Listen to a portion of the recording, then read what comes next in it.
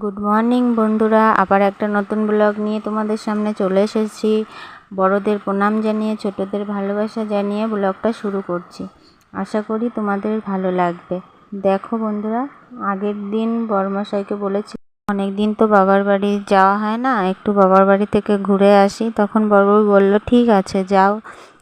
তারপর থেকে আমার তো মনে হচ্ছিল সকাল কখন হবে, সকালে ঘুম থেকে উঠেই দেখতে তো পেলে ঝড় বৃষ্টি শুরু হয়ে গেছিলো। আমার মনটা ভীষণ খারাপ হয়ে গেছিলো।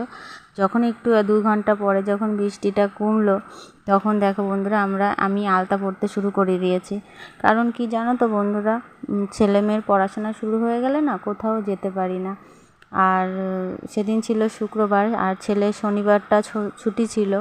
ওর জন্য আমি শুক্রবারে বেরিয়ে পড়লাম বাবার বাড়িতে যাওয়ার মজাটাই একটু আলাদা বলো। অনেক দিন পরে যাচ্ছি, সবার সাথে দেখা হবে, ভীষণ আনন্দ। দেখো বন্ধুরা, আমি এইটা পরবো, এই শাড়িটা আর শাখা পলায় যে দেখো এইটা পরবো, আর ছেলে ওইটা পরবে, মেয়ে জামা এইটা পরবে। দেখো বন্ধুরা, আমি সেজে টেজে বেরিয়ে পড়েছি। আমাকে কেমন লাগছে কমেন্ট করে জানিও। আর দেখো, আমি যেখানেই যাই না কেন মাকে আগে প্রণাম করব, তারপরে আমি বেরোবো। আর দেখো যাওয়ার পথে ছেলে আচার নিয়ে বসে গেছে, আচার খেয়ে তারপরে মামা বাড়িতে যাবে। ছেলে মেয়ে তো ভীষণ খুশি, মামা বাড়িতে যাবে। অটোর জন্য অপেক্ষা করছে, অটো আসছে না। হট করে প্রথম অটোটাতে উঠে গেছিলাম, তখন দেখাতে পারিনি। আমাদের রাস্তার যখন অটো আসলো, তখন দেখো বন্ধুরা আমি একটু ভিডিও করেছিলাম। এই যে চলে প্রায় দেখো, মানে ভীষণ আনন্দ হচ্ছিল, বাবার বাড়িতে যাব অনেক দিন পর। আর সন্ধ্যাও প্রায় হয়ে আসছিল, এই যে অন্ধকার হয়ে যাচ্ছিল।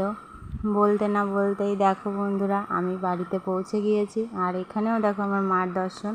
আমি মাকে প্রণাম করলাম, প্রণাম করে দেখো আমরা উপরে থাকে বৌদিরা, আর নিচে কেউ থাকে না, নিচে বাবু থাকে শুধু।